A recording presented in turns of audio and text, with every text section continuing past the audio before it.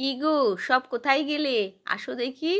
আজকে আমি নিয়ে এসেছি কাঁচা কলার কাটলেট। কাঁচা কলা কাটলেট বানানোর জন্য আমি কিন্তু কাঁচা কলা নিয়েছি আর আলু নিয়েছি। এবার কাঁচা কলা আর আলুগুলোকে খুব ভালো করে আমাকে মেখে নিতে হবে। সেই জন্য খুব গরম আছে, একটু ঠান্ডা হয়ে গেলে আমি মাখবো। এইভাবে সমস্ত আমি কুকারে 2টো সিটি লাগিয়েছিলাম। এবার ঠান্ডা করার জন্য হাতা করে এইভাবে আমি টিপে টিপে আলুগুলোকে একটু ঠান্ডা করার চেষ্টা করছি। এবার ধীরে ধীরে খোসাগুলোকে কাঁচা কলা থেকে ছাড়িয়ে নেব। তারপরে এটাকে ভালো করে আমি ম্যাশ করে নেব।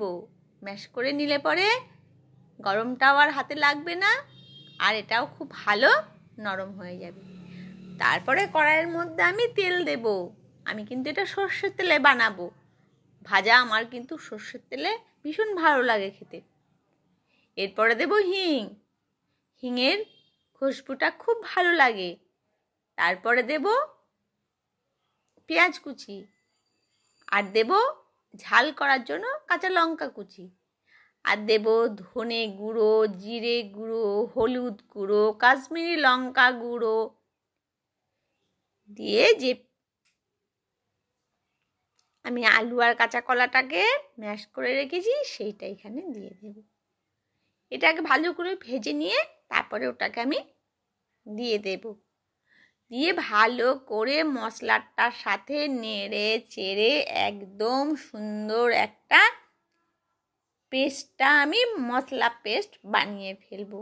খুব ভালো করে নাড়বো, একদম শুকনো শুকনো হয়ে যাবে সেই মতো আমি নাড়ব। আমার কিন্তু শুকনো শুকনো মোটামুটি হয়ে গেছে। এবার একটু সামান্য বা পরিমাণ মতো আমাকে নুন দিতে হবে। নুন আমি সেদ্ধ করার সময় দিয়েছিলাম। এরপরে আমি যাতে এটা ভালো করে বাঁধা যায় কাটলেটটা, সেই জন্য আমি একটু চালের গুঁড়ো দিলাম। এরপরে দিলাম একটু চাট মশলা আর দিলাম ভাজা জিরের গুঁড়ো। মশলা কটা যথেষ্ট। এবার আমি খুব ভালো করে এটাকে মশলাটার সাথে আমি মিশিয়ে নেব। তাহলে আমার কাটলেটটা বানানো খুব ইজি হয়ে যাবে। আর ওপর থেকে একটু চিলি ফ্লেক্স দিয়ে দেব, তাহলেও দেখতেও সুন্দর লাগবে আর মুখের মধ্যে একটা একটা করে পড়লে খুব ভালো লাগে খেতে। ব্যাস, আমি পুরোটা সুন্দর করে মিশিয়ে নিলাম। হয়ে গেল আমার মশলাটা। এবার একটু একটু করে নেব। আগে কাটলেটের আকারে আমি গড়ব। এইভাবে আমি ডিজাইনটা করে নেব। তো সবগুলো আমি একটা একটা করে আমি সব মশলাটাই আমি কাটলেটের আকারে আমি করে নেব। একটা করে শেপ বানাবো। আগে সবটাই আমি বানিয়ে নেব, তারপরে ভাজবো। আমি আবার একটা করে নিচ্ছি। এইভাবে মশলাটা নিচ্ছি, কাটলেটের আকারে বানাচ্ছি। ব্যাস, এবার সবগুলো যখন আমার বানানো হয়ে যাবে তখন আমি ভেজে নেব। আবার একটা আমি বানাচ্ছি এইভাবে গোল গোল করে, তারপরে আমি শেপটা দিচ্ছি।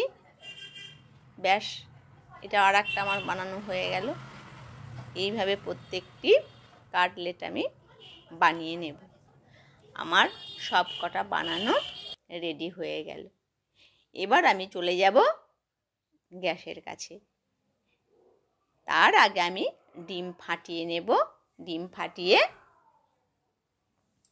কাটলেটটা বানানোর সময়তে আমি ডিমে ডুবিয়ে ভাজবো, সেই জন্য ডিমটাকে আমি রেডি করে নিলাম।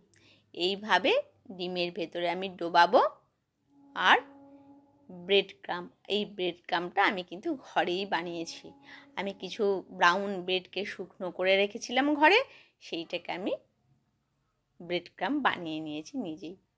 এবার একটা একটা করে আমি ভাজবো। প্রথমে তুলে ডিমের মধ্যে আমি ডোবাবো। ডিমের মধ্যে ডুবিয়ে ব্রেড ক্রামের মধ্যে আমি তুলে ব্রেড ক্রামটা খুব ভালো করে আমি মাখিয়ে নেব। এইভাবে আমি চামচে করে করে তুলে পুরোটাই ভালো করে চেপে চেপে কিন্তু মাখিয়ে নিলাম। এবার তুলে একদম কড়াই, তো মোটামুটি সবগুলো আমি দুবার কড়াইয়ের মধ্যে দিয়ে আমি কিন্তু সবগুলো ফ্রাই করে নিলাম। তো আমার কাটলেট মোটামুটি রেডি। আর এটা একটু ব্রাউন ব্রাউন হলে তাহলে কি হবে, ভাজাটা খুব ভালো হবে, কারণ ভেতরের জিনিসটা মশলাটা আমার তো ভালো করে কড়াইয়ে আছে, কাঁচা বলে কিছু থাকবে না। তাহলে একটু লাল লাল করে ভাজলে পরে ভালো লাগবে খেতে, ওপরটা বেশ ক্রিস্পি হবে। ব্যাস আমার মোটামুটি সবগুলো বানানো হয়ে গেছে, আমি তুলে নিয়েছি। এইভাবে আমি কাঁচা কলার কাটলেট বানালাম।